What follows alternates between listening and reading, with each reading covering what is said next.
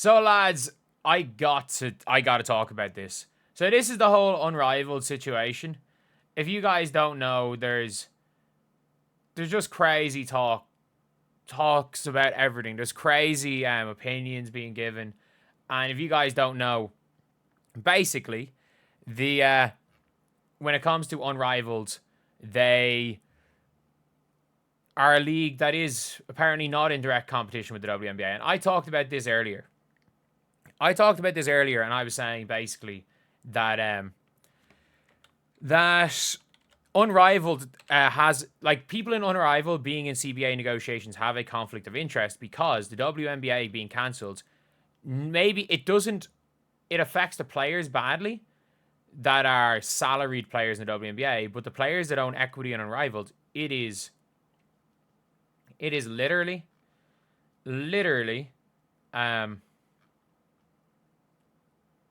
like, it benefits. It is a conflict of interest. So this literally happened on Twitter. So WNBA threads, like, and by the way, if you want to, it's not even thread. If you want to see the most not mad stuff ever, the most dumb stuff you will ever see is on WNBA threads. Do you guys see it? Do y'all think the players will really do a strike if the league doesn't make some changes? Lunar LSBC is Fee Collier's team in Unrivaled. And by the way, Fee Collier is clearly not running this page. Fee Collier is clearly not running this page. I'm telling you this right now. Like, Fee Collier is clearly not running it. But at the end of the day, somebody's running this page. And it is obviously Lunar LSBC. And I mean this when I say this, I'm living in hope that this is a random person. But the fact that the tweets were deleted as soon as this started getting sent around. As soon as this started getting sent around, it got deleted. Yes, definitely see it. Also, see demands being met because of last year's and this year's draft class. WNBA is definitely wanting to capitalize on the momentum. And whatever about this, this is one thing. This is immediately where you're like, you know what, conflict of interest, probably shouldn't be saying it, but there's nothing too, like, incriminating in that. When it does happen, will we be getting an extended Unrivaled season? Our same thoughts exactly. Cheering. You have an official team, somebody posting excited about a WNBA season being cancelled and saying when it does happen, and you have an official team saying our thoughts exactly with cheering. Oh my god. Like, and by the way, I'm not saying Stewie or what's her name or Fee have anything to do with this. I don't think they've anything to do. I think they are pissed at this. I think they are pissed. Like, they are pissed at this whole thing. There's no way they're happy about it. And by the way, that's fine. Like, I'm not blaming the two of them. No question about it. I'm not blaming the two of them for this. They are probably absolutely pissed. They're probably like, you are kidding me.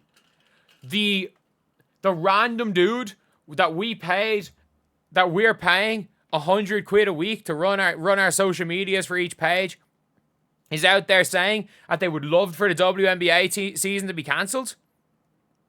Like, they are a competing league. They're a competing league because everyone's like, oh, they don't play at the same time. Because let's be real.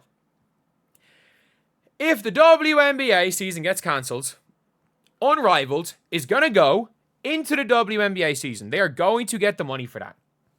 If the WNBA season gets cancelled, they are probably going to start Unrivaled. They'll probably try to find a way to start Unrivaled later.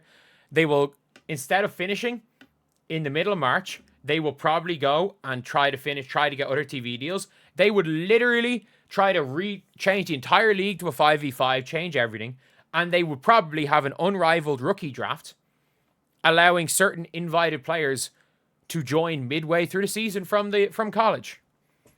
if the WNBA doesn't happen. Like, let's be real. Let's be real. I don't think Nafisa Collier and Breanna Steward are hoping that the league doesn't get cancelled. I'm not accusing Fee or Stewie of anything. I don't think Fee or Stewie have done anything wrong, and I don't think they will do anything wrong. But what I do think is going to happen is there's investors, there are people involved, there are people kind of in the background of this situation. There are people that are just hoping and praying that this ends up, the WNBA does go into lockout. Because you better believe there are going to be a lot of people hoping. Because at the end of the day,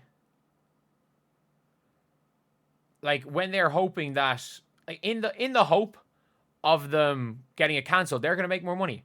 All these investors are only there to make money from Unrivaled. They're only there to make money. No other reason. They are there to make money and make money only. Sport is not a charity. Just like in a lot of situations, it's made it seem like women's sports was a charity or WNBA was a charity. Let's be real, it never was. The WNBA absolutely never was a charity. The only reason it looked like a charity is because money was being they're basically just being pumped, like handed money. But at the end of the day, they were handed that money because people expected return eventually, which is why the NBA teams are not. They're not giving the WNBA anything in terms of their, like, again, the NBA teams are going to get their money back. The NBA teams are going to get their money back very soon from their investment. So it wasn't out of the goodness of their heart they were giving the money. But now you've got a situation where Unrivaled players own a percentage of the league. There is an argument to be made that it is beneficial for the original 30 players to have a league that has doubled in value because of their equity in the league. You can make that argument. Do I think that that's the way the players are thinking? No. I don't. Do I think Fee is thinking like that? No.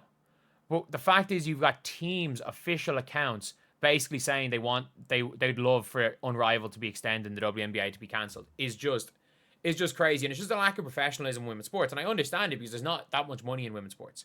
I understand why there's a lack of professionalism. There's not that much money. Because let's be real. Like, I'm a person that talks into a camera like I am. There is, when we look even in terms of YouTube, there's levels when it comes to professionalism. There's like, you've got, for example, like your Rosalina Lee or Robin Lundberg who's on TV. You've got Rosalina who does it like very professionally. You've got Quita. You've got and then you've got me who just rambles into a microphone. Like there's a difference between it, and it's like I wouldn't want any of these teams or someone to employ freaking me. I wouldn't want them to employ a stan, but it seems like it's just stands everywhere, and it's not a good situation for the WNBA. And Fee coming out there and being on the offensive, saying there's no conflict of interest, and then this happening on the same day is not smart. Not smart at all. But anyway, see you guys.